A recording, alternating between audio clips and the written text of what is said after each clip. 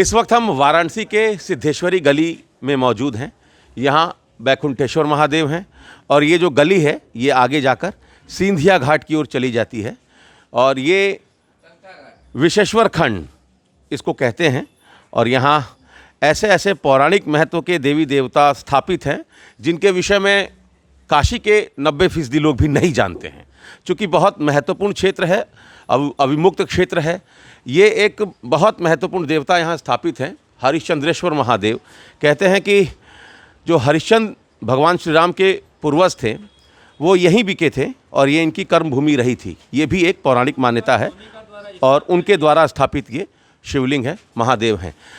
लेकिन हम यहाँ इसलिए पहुँचे हैं चूँकि यहाँ कुछ लोग अभी शंखनाद करने वाले हैं और ये कृष्णेश्वर महादेव हैं। कृष्णेश्वर महादेव के बारे में ये कथा है, पौराणिक मान्यता है कि भगवान श्री कृष्ण महादेव को यहीं स्थापित किए थे और ये बहुत महत्वपूर्ण महादेव का ये अंश यहाँ स्थापित हैं और यहाँ कुछ लोग शंखनाद करने के लिए एकत्रित हैं।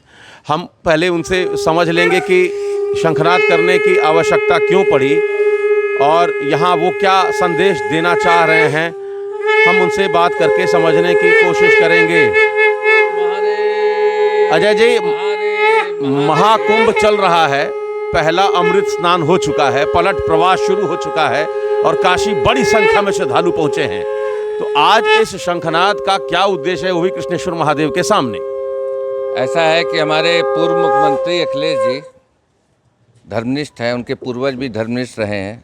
ययाति जी के वंशज हैं, राजा ययाति के, यदु के वंशज हैं ये, और उसी कुल में भगवान श्री कृष्ण ने जन्म लिया था। तो यहाँ भगवान श्री कृष्ण का स्थापित लिंग है जी। यही जामवंती सांब की माता जामवंती जी द्वारा स्थापित लिंग है। यही उनके चचेरी माँ या दूसरी माँ कहिए सत्यभामा का भी लिंग स्थापित है। आगे जो है भद्रा का भी लिंग स्थापित है, भद्रहद भी है आगे। तो अखिलेश जी हरिद्वार गए नहाने, सारा संसार जो है कुंभ में, महाकुंभ में नहाने आ रहा है, लेकिन अखिलेश जी वहाँ गए तो उनको अभी अपने मूल दर्शन के विषय में जानकारी नहीं है और समाजवादी पार्टी के जो भी वरिष्ठ नेता हैं उनको बताते नहीं हैं। और ये ऑस्ट्रेलिया से पढ़ के आए हैं।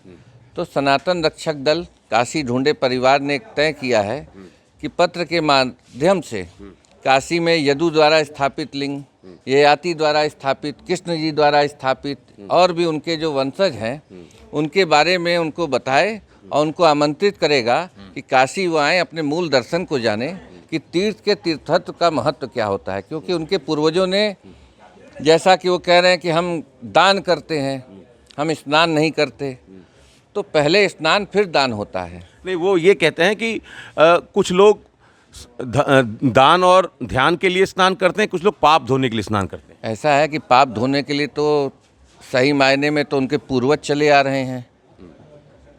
भगवान श्री कृष्ण ने सांब को, अपने पुत्र सांब को भी उन काशी भेजा था पाप मुक्ति के लिए। सांब कुंड यहीं पे है बगल में, सूरज कुंड के पास। तो यहाँ ऐसा वो न कहें, इस शब्द का प्रयोग उनको नहीं करना चाहिए। उनकी बात लोग सुनते हैं। हमारा तो उद्देश्य शंखनाद का ये है कि भगवान कृष्ण द्वारा स्थापित कृष्णेश्वर लिंग या यदुवंश द्वारा अन्य लिंग जो भी हैं उनको लोग जाने। और माननीय अखिलेश जी जब आएंगे तो उनके पीछे पीछे यदुवंश जो है पूरा जानेगा, क्योंकि उनको लोग सुनते हैं, समझते हैं। तो धर्मनिष्ठ हैं, धर्म का पालन करें, वो भी अधर्मियों के चक्कर में कम पड़े, हम भी यही कामना करते हैं। इसलिए उनको पत्र के माध्यम से और प्रसाद के साथ आज श्रृंगार कराया गया है, अभिषेक हुआ है, प्रसाद के माध्यम और पत्र के माध्यम से उनको सूचित किया जा रहा है।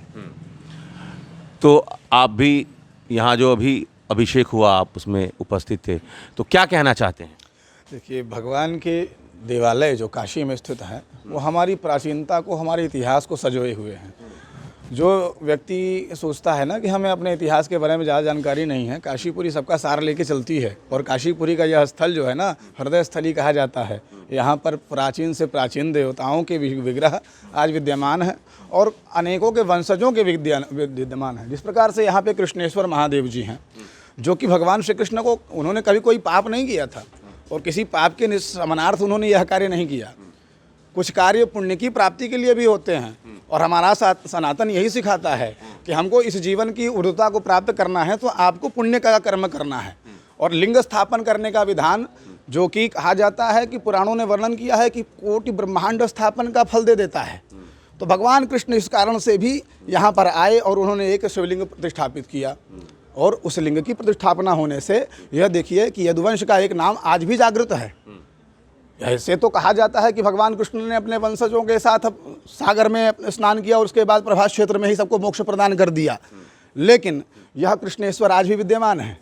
तो जो हमारे यदुवंशी भाईजन हैं अवश्य इस स्थान पर आएं और यहाँ दर्शन करें, पूजा करें, उससे बढ़िया क्या होगा।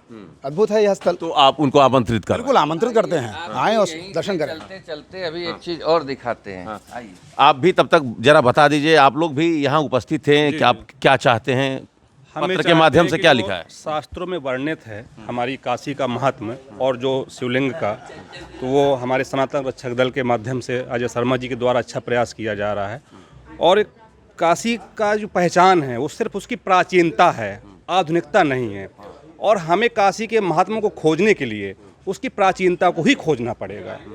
तो हमारा तो यही कहना है कि जो भी हमारे सनातन प्रेमी हैं, वो नेता हों, अभिनेता हों या हमारे धर्मनिष्ठ हों, उनको काशी की प्राचीनता में ही अपनी सनातन संस्कृति को खोजना चाहिए, वही सार्थकता है। चलिए, तो ढूंढे काशी संस्था यहाँ कृष्णेश्वर महादेव का अभिषेक करके, पूजा पाठ करके, प्रसाद और आमंत्रण पत्र अखिलेश यादव जी को भेज रहा है और उनसे बाकायदे ये विनम्र निवेदन कर रहा है कि आप आइए, दर्शन पूजन करिए और जो सनातन का मूल दर्शन है, मूल तत्व है, वो समझने की कोशिश करें। Amit Singh, TV9 UP, Varanasi.